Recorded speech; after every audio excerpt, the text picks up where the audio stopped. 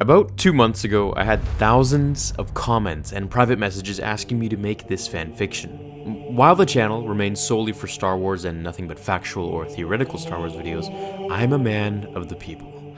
And it is literally every single one of you who has made this channel what it is today, especially in such a short amount of time. And I hope in a few years we'll be over 1 million strong. That's neither here nor there. So I promised that on April Fools, I would make the most requested fanfiction that I've ever received. Well, it's April 1st. So for you who enjoy the content but don't care for anything comedy like this, turn away now. Tomorrow, I'll be back with an all-new video to help you get your fix. But today is dedicated to all those that wanted to see this. So, okay, here we go. What if Anakin liked sand? Our story today takes us back to the events of the Phantom Menace, when we first meet Anakin. Upon the events that led to the freedom of Anakin Skywalker from slavery, Qui-Gon tells him he is to come with him to learn the ways of the Jedi, and to one day become a Jedi Knight. Anakin screams, "Yippee! I'm going to be free!" until he stops and says, But wait, can sand come? Qui-Gon says, no. Anakin immediately begins to cry. Telling him he won't leave the sand behind, Shmi hugs Anakin and tells him to go, to always look back to the sand and never forget where he came from. What the f***? As they leave the sand-covered planet, Anakin tells Qui-Gon that he misses the sand, and that the little vial he brought him wouldn't be enough. Qui-Gon leans in and tells him to be mindful of his thoughts, and to not feed into his attachments. He was too busy moving the sand that Qui-Gon had brought him through his fingers like an hourglass as they sped towards Coruscant. The events would play out relatively the same for Episode 1, seeing as how Anakin didn't have much of an influence other than destroying the Trade Federation in space. Qui-Gon would die and Obi-Wan would train the boy at his master's wishes. You will be a Jedi. Episode 2 is where literally everything really changes. We see Obi-Wan and Anakin about to meet Padme for the first time in around 10 years, when Obi-Wan tells him to relax, to think of the sand, and to calm his nerves. Anakin enjoys the thought of sand. He does as his master tells him, and calms down. As the life of Padme is under attack, the Council orders Anakin to take her to Naboo, into hiding, where their love story truly begins to unfold. Anakin changes route and tells her it's his first time on a mission alone, and he wouldn't waste it on Naboo, telling her that Tatooine would be much safer. But in reality, we all know what Annie is up to. Landing near Mos Eisley and then walking into Mos Espa, Anakin spends about an hour making sand angels and castles out of his favorite substance. Once he reaches Watto's workshop and asks him where his mother is, Watto tells him that he sold her to some moisture farmer. With a scorned look, Annie and Padme leave to the Lars' residence. Now that Anakin is here a lot earlier than in the original timeline, he sets out to save his mother in the same fashion as before. However, now, he took the long way on his speeder just so he could observe the sand and rocks a little longer. Arriving at the Tusken camp, he sensed his mother in a hut and saw her beaten. However, she was not nearly as dehydrated or wounded like we all saw her in the original timeline, meaning he skipped his dark side rage and stealthily took her out of there and back home. As everyone was happy to have Shmi back, he showed her to Padme, as the last time they saw each other was over 10 years ago. Anakin stepped outside to look at the starry night sky.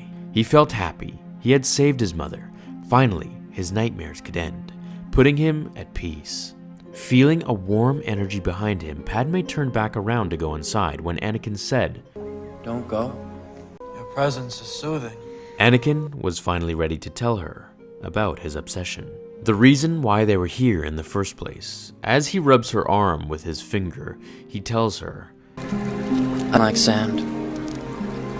It's coarse and rough and irritating.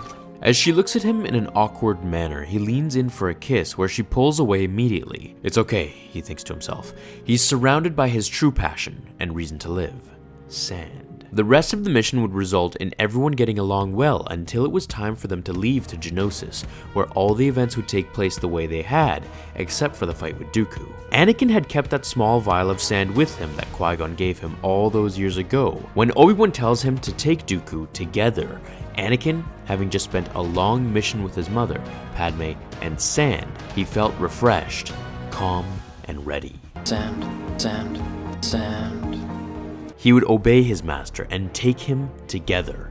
Only this time, as they circled Dooku, Anakin would pull a fast one and take the vial of sand and throw it in Dooku's eyes, distracting, partially blinding, and irritating the Sith Lord. As Dooku would scream in pain, telling him how it's so coarse, rough, and irritating, how it got everywhere, Anakin would strike him, taking him into custody with Obi-Wan, telling him to never underestimate the power of the sand. Never.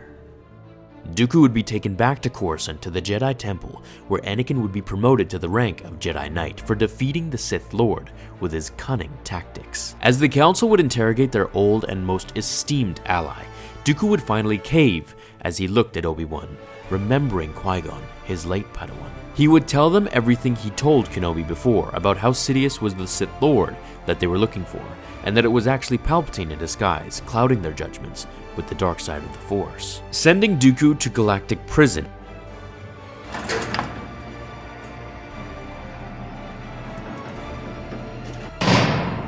I've been looking forward to this.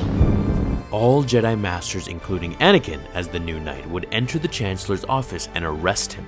There was no escaping this. Sidious could not take literally the entire Jedi Council by himself. His plans had failed, and he knew it. Dooku would testify against him in the court of the Galactic Senate, where Palpatine would be found guilty for high treason, the Clone Wars, and the attack on Padme's life. As they watched the trial, Anakin played with sand in his pockets. They were absolutely filled for boring occasions like these.